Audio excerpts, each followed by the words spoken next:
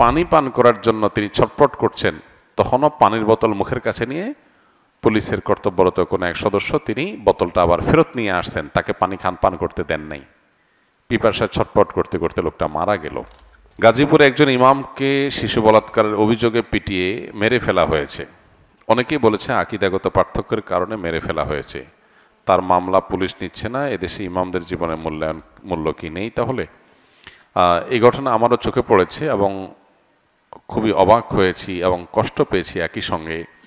একজন ইমাম, তার আকীদা যাই হোক না কেন, তার চিন্তা যাই হোক না কেন, একজন আলিম, একজন সম্মানিত ইমাম, তার বিরুদ্ধে কোনো অভিযোগ উঠলে তিনি দোষী হলে 100 বার তার বিচার হবে। কিন্তু একটা অভিযোগ তুলে একটা মানুষকে পিটিয়ে মেরে ফেলা, এটা কোনো সভ্য সমাজে গ্রহণযোগ্য হতে পারে না। আমি অবাক হয়েছি যে অতি সম্প্রতি এ ধরনের যে সমস্ত মবের ঘটনা ঘটেছে, আইন হাতে তুলে নেওয়ার ঘটনা ঘটেছে, সেগুলোতে যারা সরব ছিল সে মানুষগুলো এই ঘটনায় পরিপূর্ণ নীরব। তাদের মুখ থেকে কোনো আওয়াজ আমরা শুনতে পাই নাই। কি কারণে? কারণ এখানে নিহত লোকটা একজন ইমাম, সেজন্য নিহত লোকটা একজন আলেম, সেজন্য। এই যদি হয় আমাদের সমাজের অবস্থা, তাহলে এই সমাজের জন্য কোনো কল্যাণ অপেক্ষা করছে না। যারা অন্যান্য মবের বিরুদ্ধে সোচ্চার ছিলেন, এখানে এই মবের সাথে যারা জড়িত তাদের বিরুদ্ধে সবাই সোচ্চার থাকা কর্তব্য। একটা লোক অপরাধী হলে অপরাধ প্রমাণ হওয়ার আগ পর্যন্ত, অভিযুক্ত হলে অপরাধ প্রমাণ হওয়ার আগ পর্যন্ত তাকে অপরাধী বলা যাবে না। এখানে কি ঘটেছে আমরা কেউই জানি না, কিন্তু আমরা এটুকু জানি লোকটাকে পিটিয়ে মেরে ফেলা হয়েছে। এবং আমরা ভিডিওতে দেখেছি যে পানি পান করার জন্য তিনি ছটফট করছেন, তখনও পানির বোতল মুখের কাছে নিয়ে পুলিশের কর্তব্যরত কোনো এক সদস্য তিনি বোতলটা আবার ফেরত নিয়ে আসছেন, তাকে পানি পান করতে দেন নাই। পিপাসায় ছটফট করতে করতে লোকটা মারা গেল। এটা তো একটা সভ্য সমাজে কোনোভাবে মেনে নেওয়া যায় না। একজন মানুষ তিনি যদি অপরাধীও হন, পানি পান করতে চাইবে, তাকে পানি পান করতে দিবেন না, তাকে মেরে ফেলবেন। এটার সুষ্ঠু তদন্ত এবং বিচার দাবি করছি আমরা। অপরাধীদেরকে খুঁজে বের করে দৃষ্টান্তমূলক শাস্তি হোক।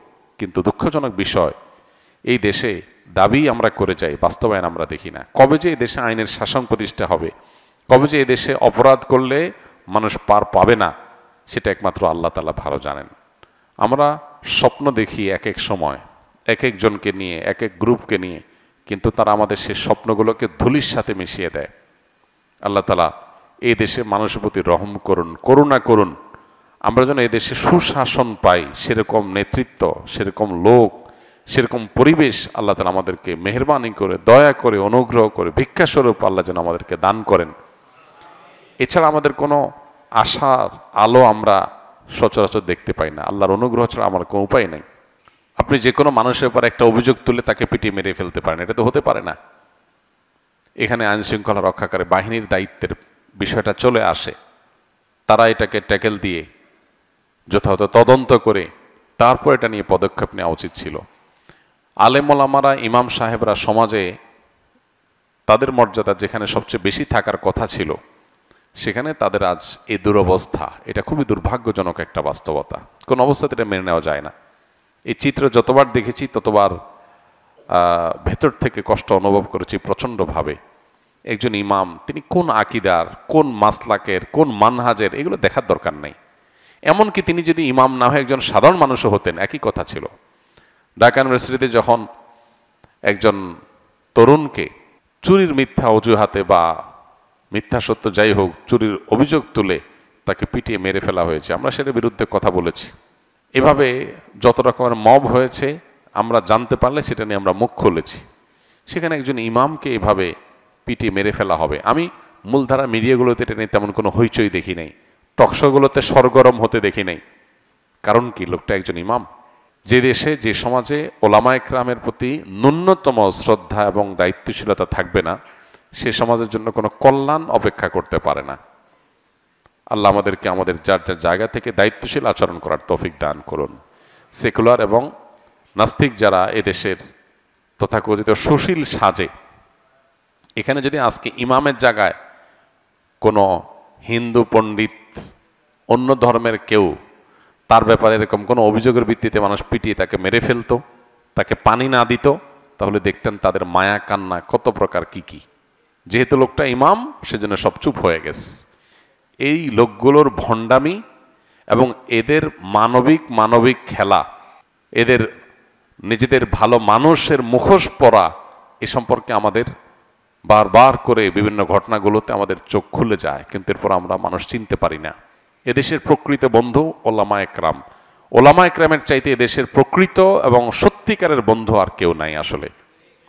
সকল অনাচারে দেখবেন ওলামারা মুখ খুলেছেন, সবাই হয়তো পরে বুঝছেন। আলেমরা যখন বলেছেন তখন তাদেরকে বুঝেন নাই। পার্বত্য চট্টগ্রামের স্বাধীনতা বিপন্ন হতে পারে, আলেমরা সবার আগে আশঙ্কা করেছেন এবং সতর্ক করেছেন। খ্রিস্টান মিশনারিগুলো সেখানে নানান ষড়যন্ত্রের বীজ বপন করছে, বহু যুগ আগে থেকে আলেমরা বলে আসছে, আপনারা কানে নেন নাই। কিন্তু যখন বিপদ কাছায় গেছে তখন আপনারা নড়ে চড়ে বসেছেন। ওলামা একরাম বিভিন্ন অপসংস্কৃতির বিরুদ্ধে কথা বলে, তখন আমরা অনেকে শুনি না, কিন্তু যখন সর্বনাশ আমাদের হয়ে যায় তখন আমরা হয়তো নড়ে চড়ে বসি। আল্লাহ তাআলা আমাদেরকে সম্বিত যেন ফিরে পাই, আমাদের বিবেচনা বোধ যেন জাগ্রত হয়, সত্য আর অসত্য যেন আমরা বুঝতে পারি, সেই তৌফিক দান করুন। ওলামা একরামের প্রকৃত মর্যাদা, আলেম সমাজের মর্যাদা আমাদেরকে দেওয়ার তৌফিক দান করুন। আলেমদের লেবাস পরে যদি কেউ অন্যায় করে, শতকণ্ঠে আমরা তার বিচার চাই, অবশ্যই তার বিচার করা হোক। যত রকমের অন্যায় অনাচার হতে পারে, সেটা বলাৎকার হোক, জেনা হোক, অন্য কোনো অপরাধ হোক, একজন আলেম করলেও তার বিচার করতে হবে, সাধারণ মানুষ করলেও তার বিচার করতে হবে। ইসলাম সে ইনসাফ কায়েম করার জন্যই এসেছে, আমরা সেটা অবশ্যই বলবো, শতকণ্ঠে বলবো।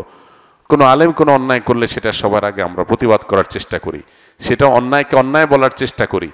কিন্তু একজন আলেমকে অভিযোগ দিয়ে প্রমাণ হওয়ার আগে পিটিয়ে মেরে ফেলবেন এবং একটা সমাজ চেয়ে চেয়ে দেখবে, এটা নিয়ে তেমন কোনো আলোচনাও নাই, হইচই নাই, এটা নিয়ে টকশোগুলো গরম হচ্ছে না, টেলিভিশনগুলোতে আলোচনা তেমন একটা শোনা যাচ্ছে না। এটা দুর্ভাগ্যজনক। এদেশের 4 লক্ষ মসজিদ, 4 লক্ষ ইমাম, এই 4 লক্ষ ইমাম তারা যদি তাদের মতপার্থক্য ভুলে, তারা যদি জাতীয় স্বার্থে ঐক্যবদ্ধ থাকেন, তারা যদি দেশ এবং মানুষের কল্যাণে নিজেদেরকে নিয়োজিত করেন, তাহলে ইমামদেরকে এরকম অবজ্ঞা করার সুযোগ কেউ পাবে না। এই জন্য আমাদের ওলামা একরাম প্রত্যেকটা মহল্লাতে আমাদের ঐক্যবদ্ধ থাকতে হবে। দুর্ভাগ্য আমাদের, আমরা বিভিন্ন মাসলাকগত আকীদাগত মত পার্থক্যের দোহাই দিয়ে আমরা যার যার মতো আলাদা আলাদা, পারলে একজন আরেকজনের বিরুদ্ধে শত্রুতা করি। এগুলা ভেদাভেদ ভুলে, মত পার্থক্য আপন জায়গায় থাকতে পারে, সেগুলো থাকা সত্ত্বেও আমরা ঐক্যবদ্ধ থাকা দরকার, একে অন্যের পাশে থাকা দরকার এবং সমাজ এবং মানুষের কল্যাণে কাজ করা দরকার। আল্লাহ আমাদেরকে তৌফিক দান করুন।